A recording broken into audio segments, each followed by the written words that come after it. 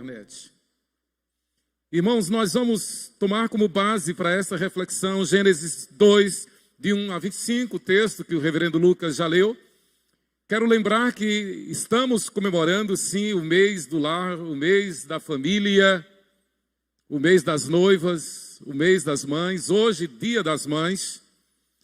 Domingo passado, nós estudamos pela manhã sobre aquele momento em que Esdras e Neemias deu uma pausa na construção física de Jerusalém, da reconstrução física de Jerusalém para uma reconstrução espiritual. Porque Esdras e Neemias perceberam que as famílias estavam com problemas. Esses problemas foram decorrentes de uniões mistas, casamento misto, julgo desigual, tentativa de unir luz com trevas, não deu certo. E tanto Neemias como Esdras, como dizemos, jogaram duro com as pessoas em Israel. Exerceram uma disciplina severa. Domingo passado à noite, o reverendo Lucas falou sobre o filho pródigo. Aquela mensagem tremenda, maravilhosa, do filho pródigo, os pilares da família. Hoje, pela manhã, o pastor Lucas falou sobre as parteiras egípcias, Sifrá e Puá, usadas por Deus de uma forma extraordinária, como instrumentos nas mãos de Deus para a redenção de Israel, apontando para o Redentor Jesus Cristo. Graças a Deus por Sifrá e Puá, aquelas parteiras que, temendo a Deus, resistindo ao mundo, foram abençoadas por Deus. E de estéreis que eram, se tornaram férteis, foram abençoadas. E nesta hora, eu quero meditar sobre o lar do Éden, o lar jardim do Éden. Eu quero ler apenas alguns versículos do texto que nós já lemos. No capítulo 2 de Gênesis, versículo 15, tomou, pois, o Senhor Deus ao homem e o colocou no jardim do Éden para o cultivar e o guardar. Deus preparou o jardim, Deus construiu o jardim, Deus colocou rios no jardim, Deus encheu de plantas, de vegetação para alimentar o homem, e Deus colocou os animais para que o homem dominasse. Ali no jardim do Éden, Deus preparou tudo, e o Senhor Deus lhe deu esta ordem: de toda árvore do jardim comerás livremente. Deus sempre nos chama à obediência.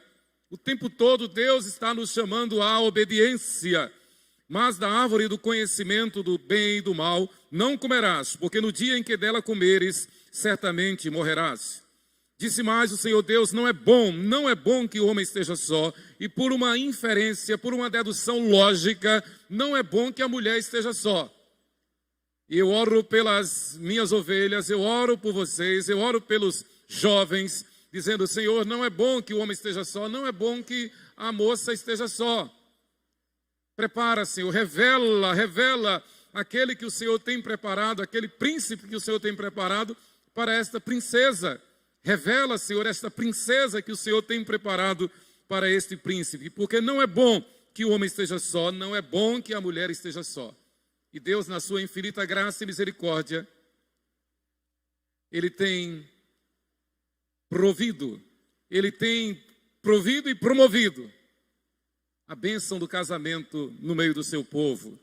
Havendo, pois, o Senhor Deus formado da terra todos os animais do campo, preste atenção, e todas as aves dos céus, trouxe-os ao homem para ver como esse lhes chamaria. E o nome que o homem desse a todos os seres viventes, esse seria o nome deles. Deu nome o homem a todos os animais domésticos, às aves dos céus e a todos os animais selváticos. Para o homem, todavia, não se achava uma auxiliadora que lhe fosse idônea. Então, do homem, de uma costela, primeira cirurgia, primeira anestesia geral, Deus anestesiou Adão, fez essa cirurgia, tirou uma costela, formou a mulher e concedeu e deu a Adão formando o primeiro casamento, formando a primeira família. Daí a base bíblica para dizer que a família é uma instituição sagrada. E que desde então o inimigo, o nosso adversário, tem como alvo principal, desde Gênesis capítulo 2, e isso desemboca no capítulo 3, desde que Deus formou a família, que o adversário, Satanás, ele tem como alvo principal destruir a família. Não por acaso que Faraó deu aquela ordem para matar todos os meninos, homem. Não por acaso que Herodes deu aquela ordem para matar todos os meninos. Não por acaso que enfrentamos até hoje uma perseguição terrível contra a família. E eu quero fazer um parênteses: a mulher sábia edifica a sua casa. E ela tem uma autoridade que não imagina, porque Deus lhe deu essa autoridade. Se nós podemos dizer uma palavra às mulheres que enfrentam dificuldade, às mães que enfrentam dificuldade, às esposas que enfrentam dificuldade, essa palavra é: persevere em Deus, confie em Deus. Deus é o teu advogado, advogado de teus filhos, advogado de teu esposo.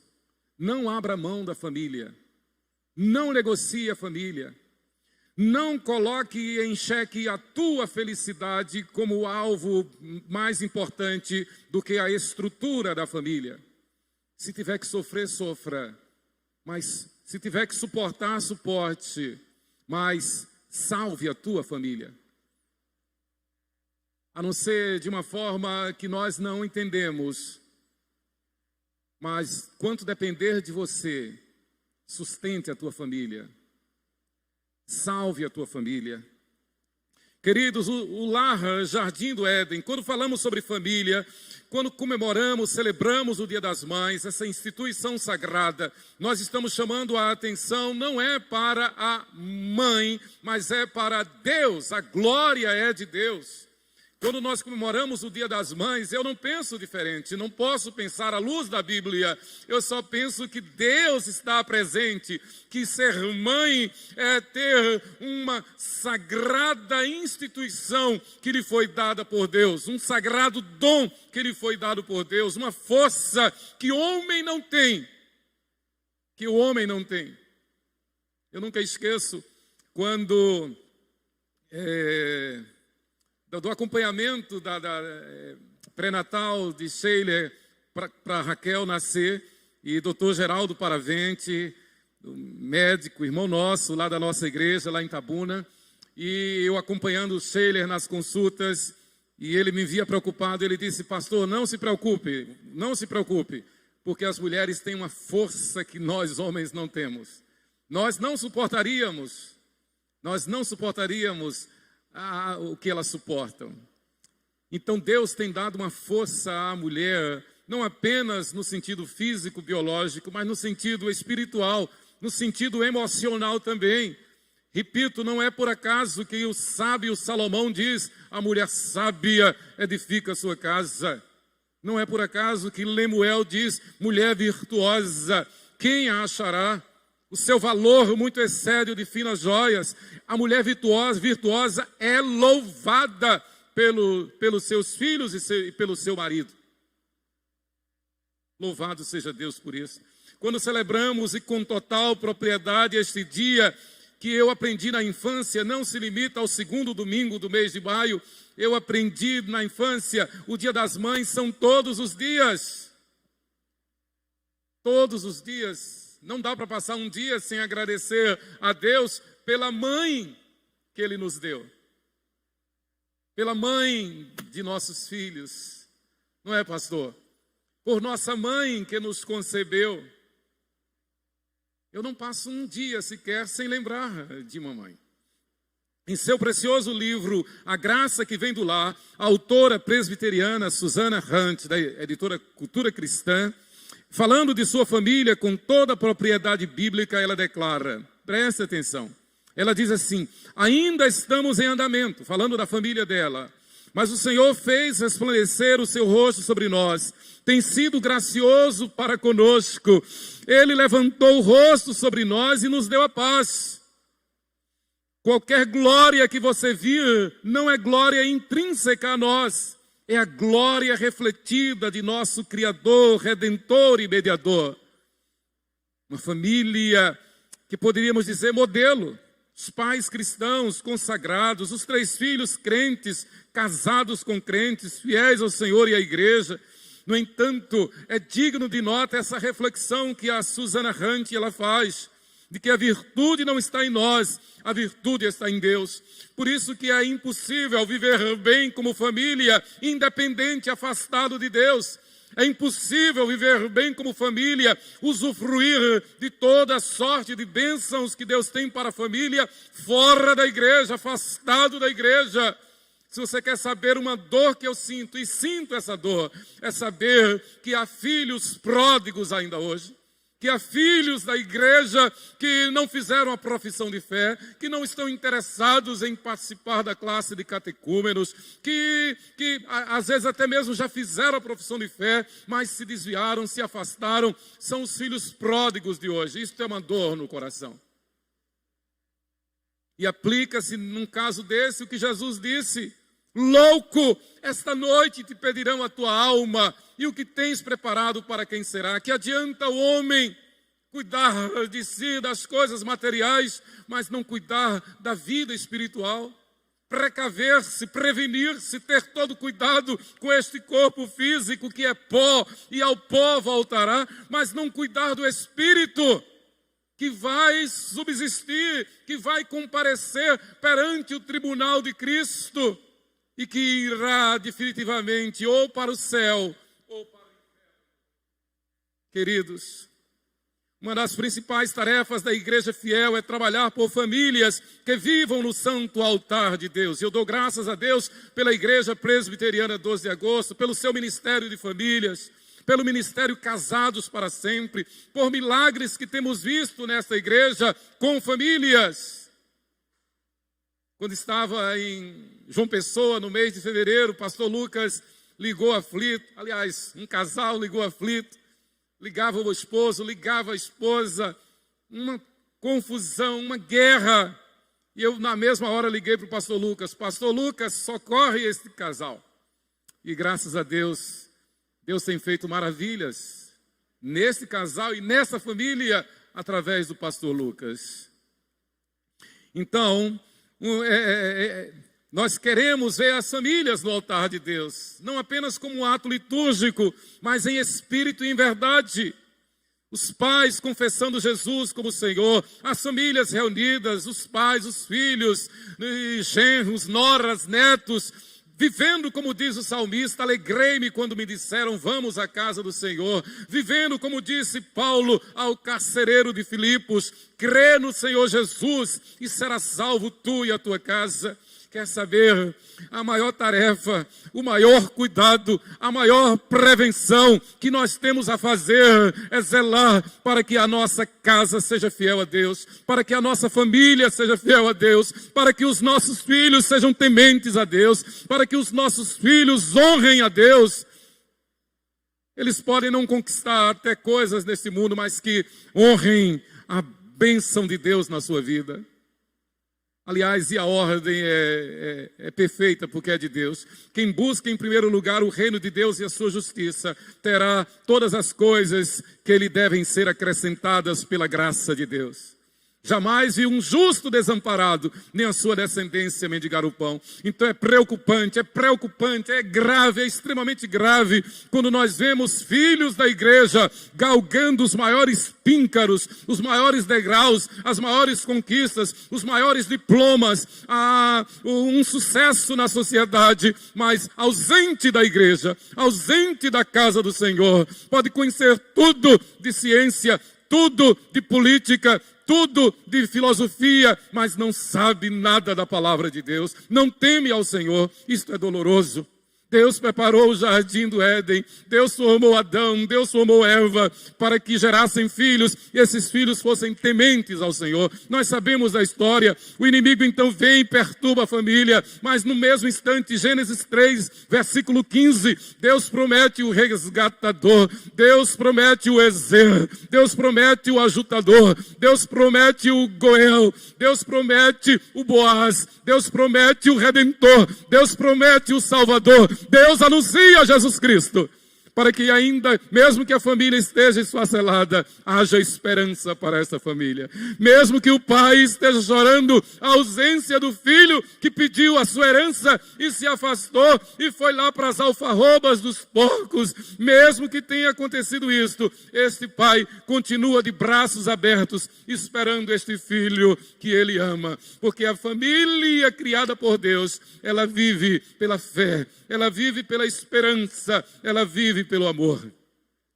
Eu não tenho dúvida que tem sido assim na história da igreja.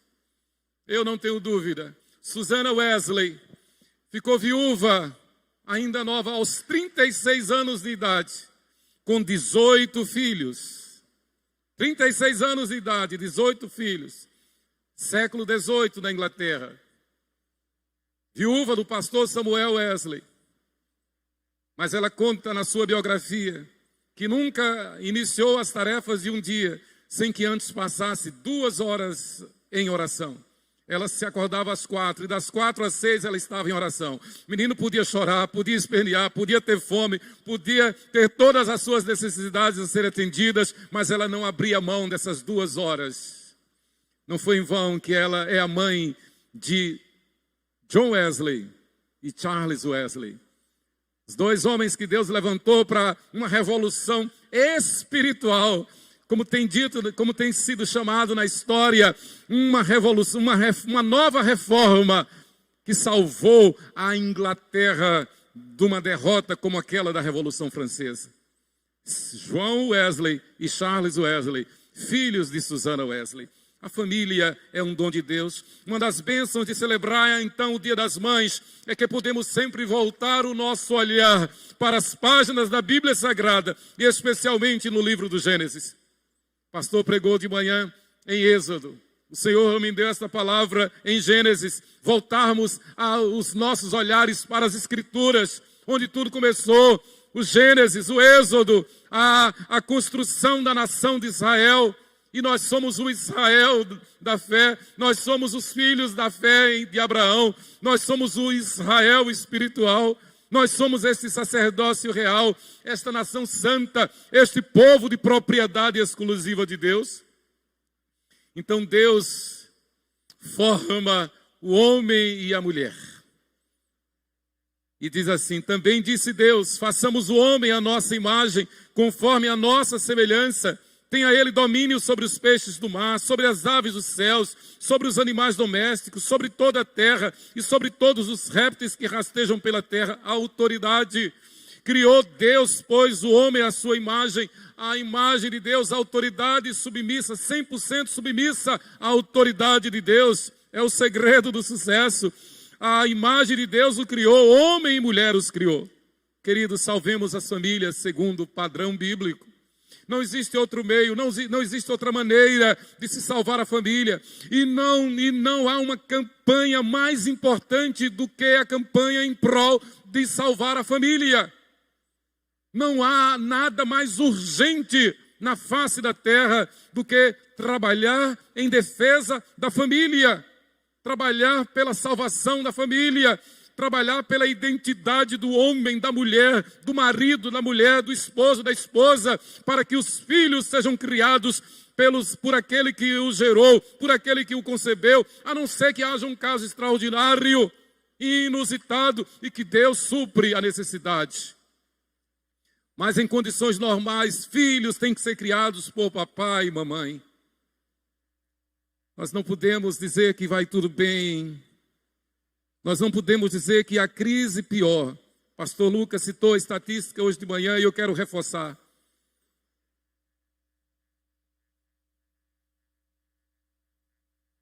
No ano passado, foram assassinadas ou assassinados 55 milhões de crianças no ventre de sua mãe. Não por acidente, mas por aborto provocado. 55 milhões. Sob os auspícios, como bem disse o pastor Lucas hoje de manhã, de leis que autorizam, cobertos por leis que autorizam, que permitem matar, assassinar o filho no ventre da mãe. E como em muitos países não há limite para idade de gestação para provocar o aborto, salvemos as famílias, irmãos. O lar do jardim gera em nós a fé. Aliás, se Deus permitir, eu quero falar sobre o lar do jardim, o lar celestial e depois o nosso lar.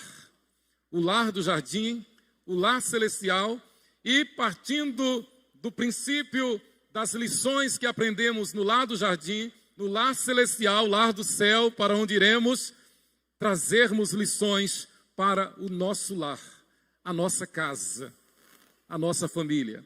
Isto em mais 2 mensagens. Hoje eu quero me deter no lar do jardim para tomarmos como base, tomar lições para já aplicarmos em nossa casa, em nosso lar, em nossa família. O lar do jardim gera em nós a fé, a esperança e o amor, pois os encontramos no cuidado de Deus, ao prepará-lo como protótipo do lar celestial.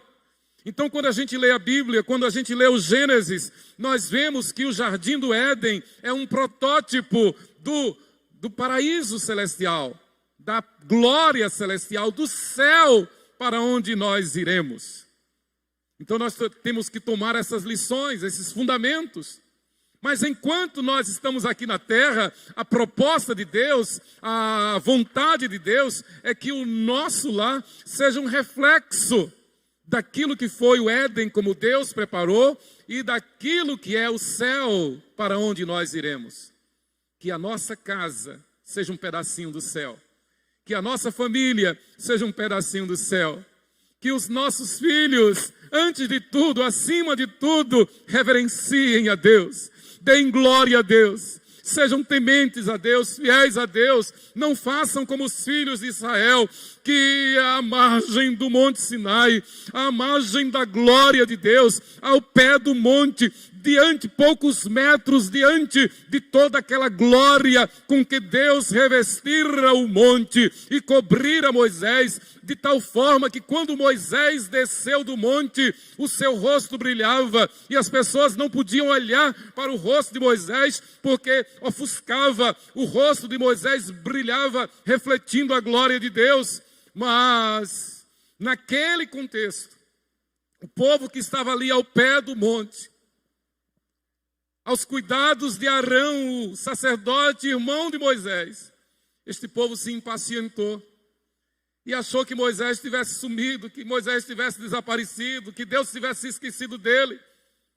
E o que foi que aquele povo fez? Construiu um bezerro de ouro, construiu um ídolo e passou a adorar aquele ídolo.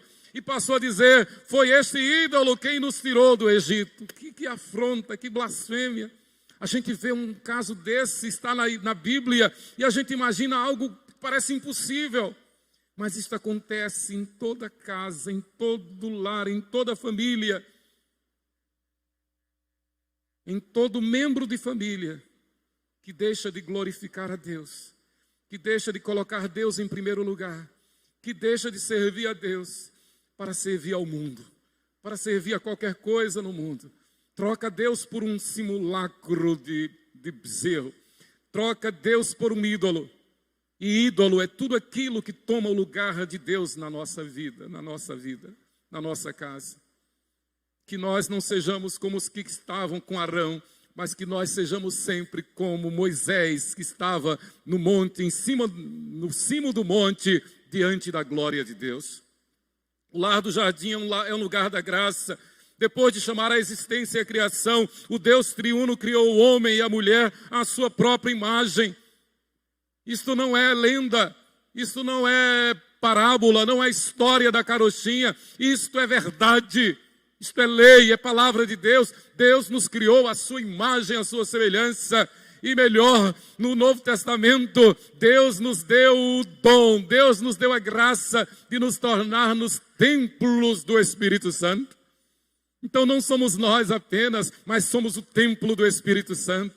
Por isso que nós somos corpo vivo de Cristo, por isso que nós tomamos a Santa Ceia, por isso que nós somos chamados de embaixadores de Deus, por isso que nós somos chamados de novas criaturas, por isso que Jesus disse ao sábio, ao doutor Nicodemos, que necessário é nascer de novo, não voltar ao ventre, não nascer de um novo parto, de uma gestação, mas nascer em espírito e em verdade. Converter-se, ser uma nova criatura. Queridos, o projeto divino foi que o homem sentisse falta e desejasse uma fêmea, desejasse uma mulher, porque Deus viu que o homem estava só e o homem estava triste.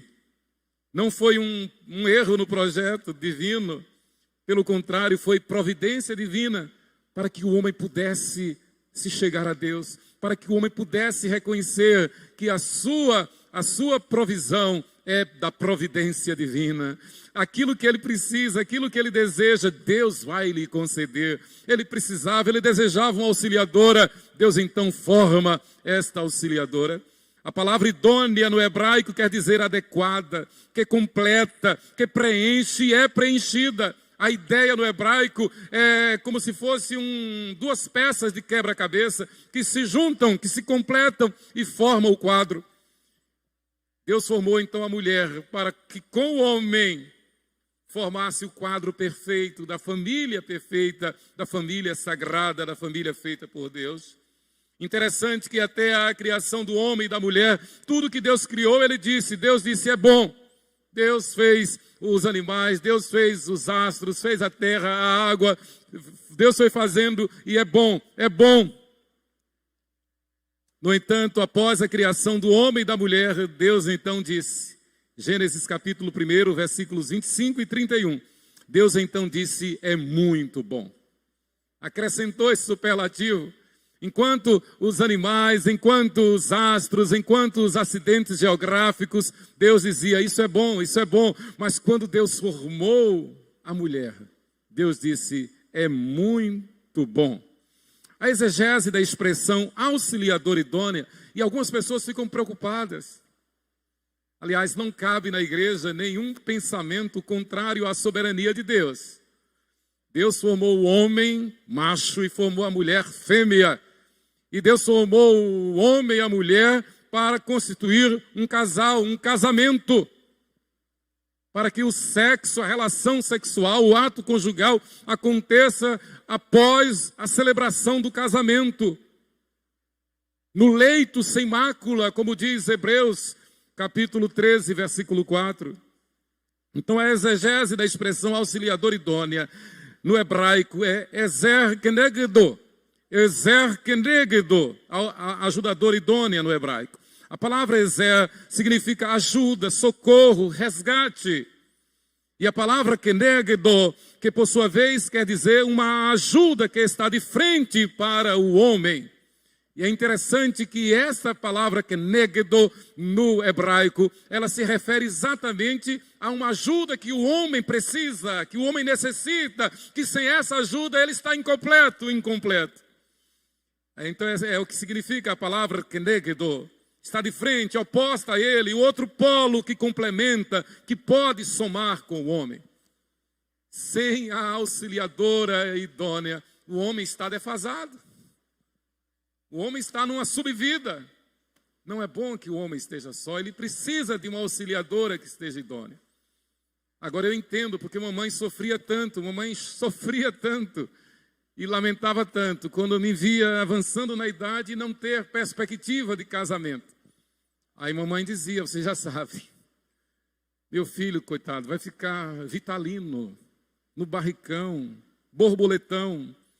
Mas Deus estava preparando uma Ezer kenegdo para Emanuel. A mulher não foi criada como um ser inferior ao homem, diminuído ou mais frágil do que ele, mas sim como uma força complementar para ajudá-lo e nos momentos necessários confrontá-lo também. Eu gostei dessa expressão de Renato e Cristiane Cardoso.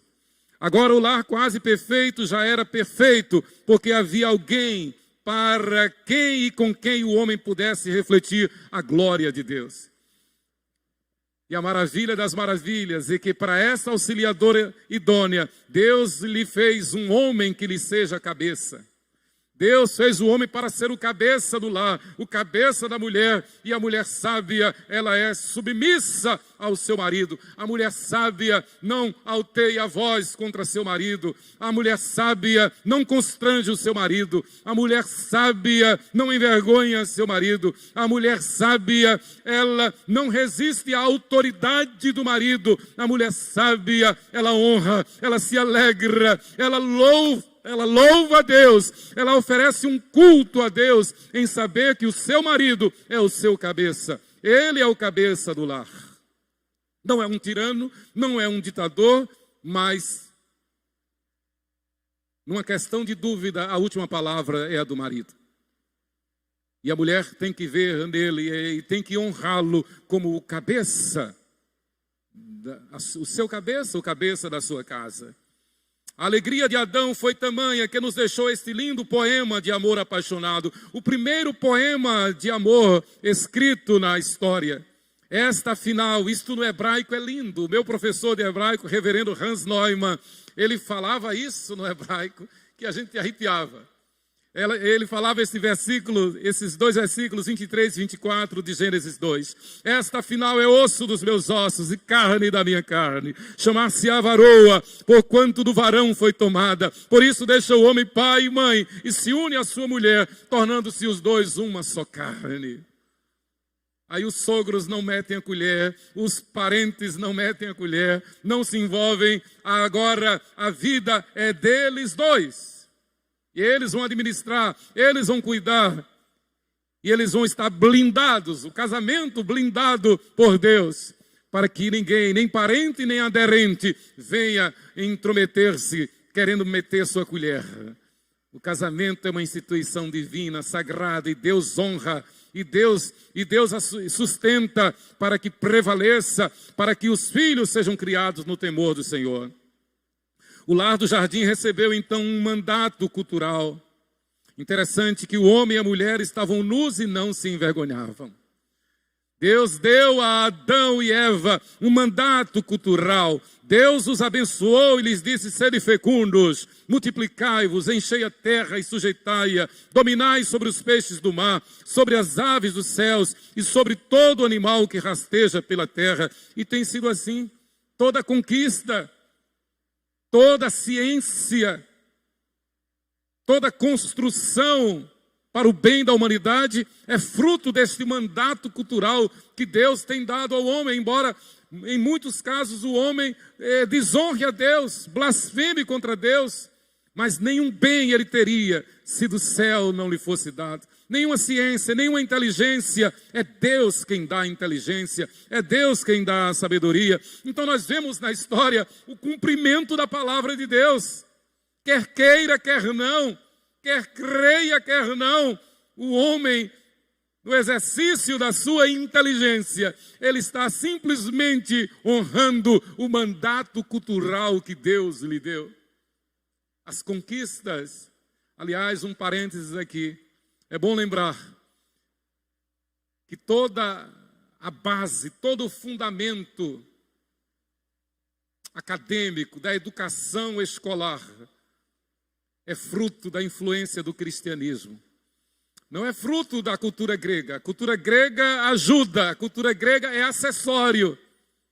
Mas o fundamento das primeiras e das melhores universidades, da primeira universidade, das primeiras e das melhores universidades, o fundamento é cristão. E das melhores, reformado, cristianismo reformado, igreja reformada. O que se tem de melhor de conquista no mundo é fruto da influência do cristianismo nas artes, nas ciências, em todas as artes, na cultura, nos direitos humanos, a influência do cristianismo, deste mandato cultural.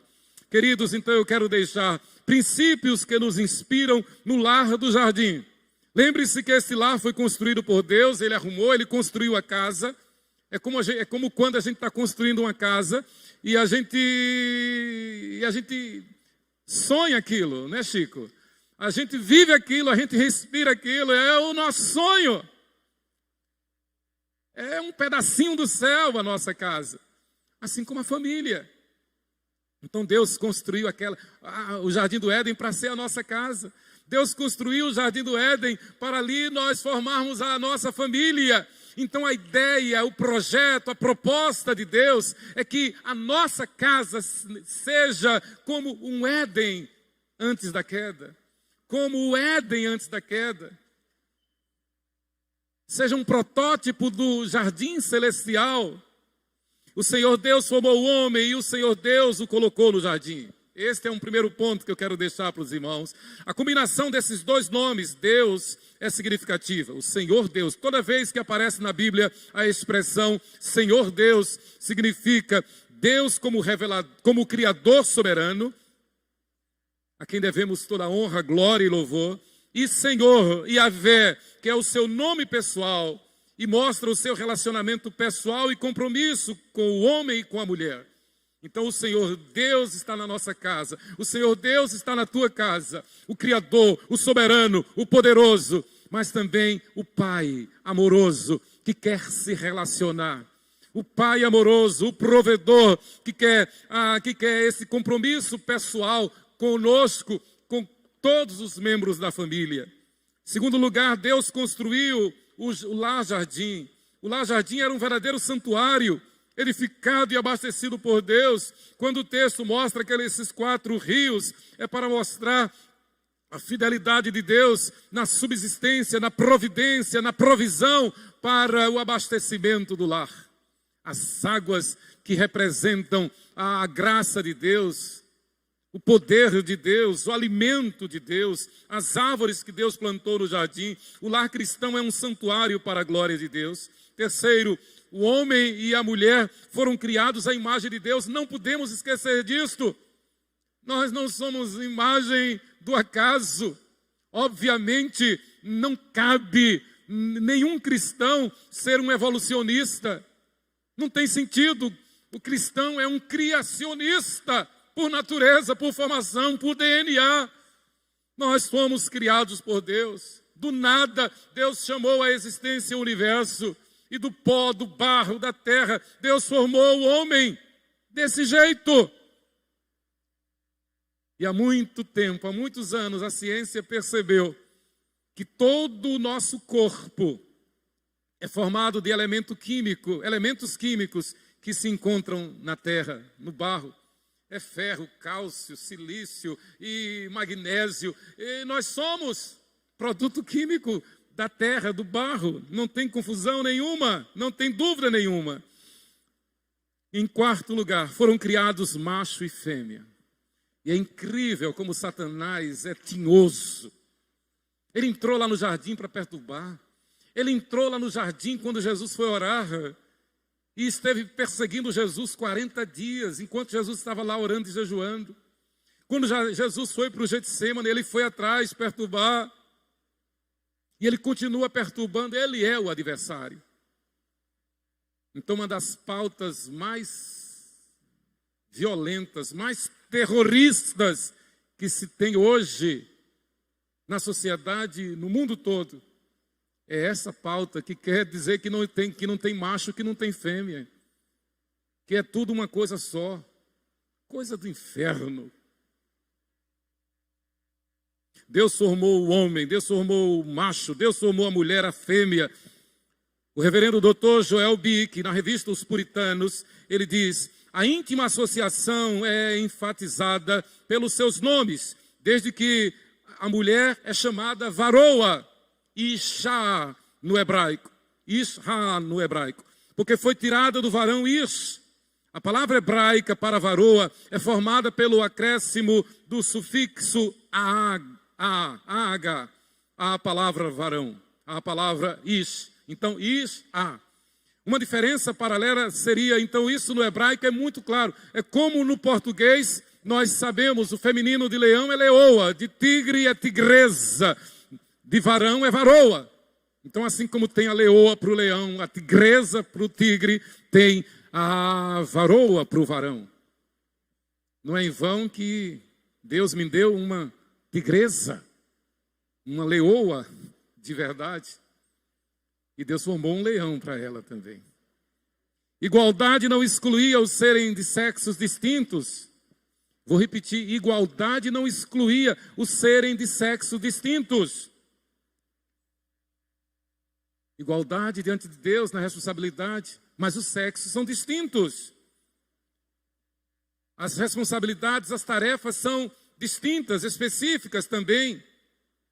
Deus não formou duas cabeças, Deus formou o cabeça e formou uma auxiliadora. Deus não formou dois auxiliadores.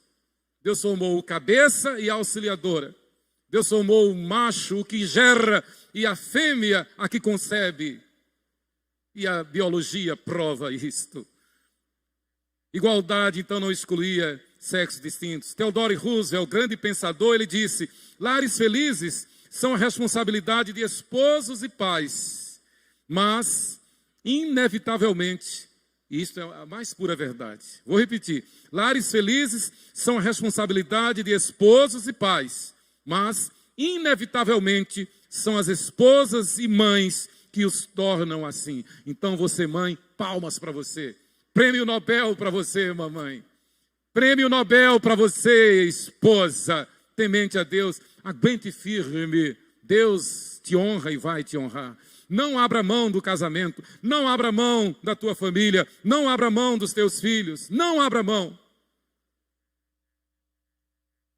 Uma das piores desgraças que acontece na sociedade é a destruição do lar. É a destruição da família. É uma dor. Agora, creia em Deus, que Deus supre. Quando há um acidente inevitável, né, seja pela morte de um cônjuge, de um dos cônjuges, seja pela rebelião de um dos cônjuges, pela loucura que domina um cônjuge que se afasta da família, Deus vai suprir. Deus vai suprir. O mesmo Deus que diz lá em Jeremias que Ele é o pai, que Ele é o marido das viúvas e o pai dos órfãos. É o marido das viúvas e o pai dos órfãos. Ele vai suprir a sua necessidade. Em quinto lugar, o homem Adão, criado primeiro, deu nome à mulher Eva, mostrando a autoridade, o ser cabeça que Deus deu ao homem. O homem foi criado para ser o cabeça do lar, o cabeça da mulher e dos filhos. E a mulher santa se submete ao seu marido. Nunca é demais repetir. A ordem da criação e o privilégio de dar nome à mulher conferiram ao homem a responsabilidade da liderança e a autoridade na casa.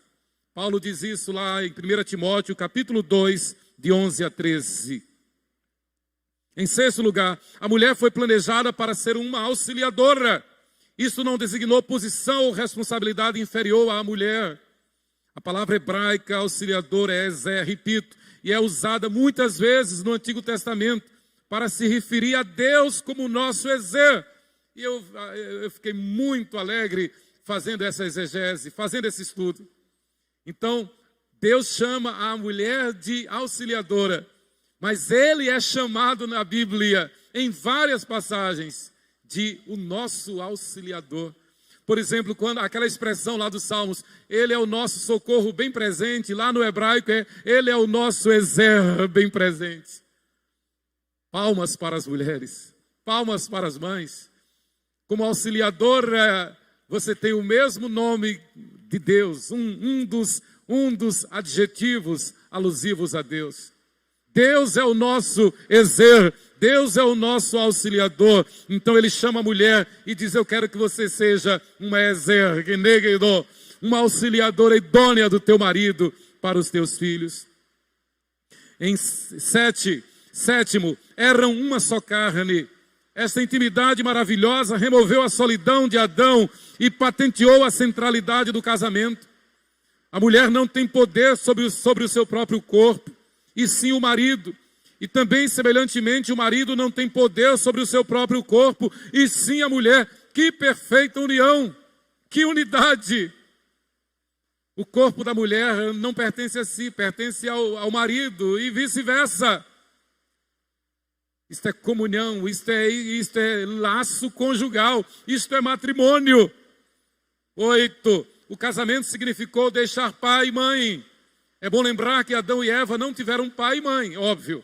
Mas Deus, desde o início, estabeleceu as bases para o casamento. Muito bem, eu estou criando agora, do zero. Vocês são os primeiros pais, o primeiro casal, mamãe.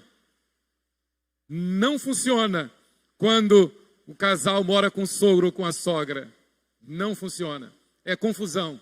A Bíblia é sábia. A Bíblia diz deixa. E esse deixar, como bem fez a exegese o reverendo Dr. Jaime Kemp, esse deixar é um deixar geográfico, físico, é um deixar emocional e é um deixar econômico, financeiro. Não tem sentido, não tem fundamento casar para ser sustentado pelos pais. Não tem fundamento casar para ficar contando tudo aos pais. Não tem fundamento casar para estar morando com os pais. E Dr. Jaime Kemp, ele dizia, Jaime Kemp é o fundador dos Vencedores por Cristo, a maior autoridade em famílias no Brasil e talvez no mundo. Então ele dizia, ele sempre dizia e diz, ele diz, minha sogra é uma maravilha, eu amo minha sogra e amo de coração, uma bênção, uma serva de Deus. E o melhor de tudo é que nós moramos a 8.000 quilômetros de distância. Ele em São Paulo e ela lá nos Estados Unidos. O melhor é isso. Mas ela é uma bênção, ele dizia. E diz, queridos, em 9º lugar, o homem estava unido à sua esposa. Não dá para pensar num casamento onde o homem vai para um lado, a mulher vai para o outro. Onde um tem um pensamento e o outro é a oposição. Tem que ter comunhão de pensamento, tem que ter unidade de pensamento. E repito, às vezes quando há dúvida, Deus deu ao homem o voto de Minerva. Deus deu ao homem a decisão. Principalmente quando este homem é um servo de Deus. Que maravilha. Então o homem estava unido à sua esposa. É uma linguagem que aponta para a aliança ou pacto proposto por Deus para a nossa redenção.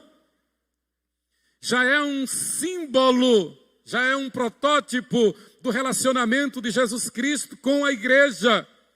Na plenitude dos tempos, Deus se fez homem e veio até a terra para celebrar um casamento que vai acontecer com a sua noiva, que somos nós, a sua igreja. Por isso que Paulo diz que a união do homem com a mulher, o casamento, é um símbolo da união mística de Cristo com a igreja. E assim como Cristo ama a igreja, o marido deve amar a esposa. E assim como a igreja serve a Cristo, a esposa deve servir a Cristo. Efésios capítulo 5. Havia nudez, mas não havia vergonha. O homem e a mulher podiam estar um diante do outro sem nenhuma vergonha, nus. E não havia vergonha, sabe por quê? Porque cada um refletia a glória de Deus. A glória de Deus veste, a glória de Deus protege, a glória de Deus santifica, a glória de Deus cobre tudo aquilo que possa ser tido com vergonha. Agora, quando o pecado entra, a vergonha toma conta. O problema é o pecado. Adão e Eva tinham responsabilidades. Irmãos, esses princípios do lar, do jardim, devem nortear o nosso lar, a nossa casa, a nossa família. O primeiro casal pôde refletir a glória de Deus um ao outro. E então podiam juntos cuidar da criação com uma unidade de propósito. Obedecer ao mandato cultural de Deus de serem fecundos e de exercer domínio sobre a terra. Pais e mães, mirem-se no exemplo do lar do jardim. Orem para que a tua casa, o teu lar, seja como o lar do jardim, conforme Deus fez. O lar do jardim era um santuário da graça, porque Deus estava lá. E Deus vivia numa comunhão intacta com os portadores de sua imagem. Faça da sua casa um altar a Deus. Não é por acaso que domingo após domingo nós consagramos uma família no altar. É para servir de incentivo, de exemplo, de lembrança, para que nós entendamos que a nossa família deve estar no altar de Deus. A nossa família deve estar no altar de Deus. Devemos orar e jejuar por aqueles que ainda não professaram a fé.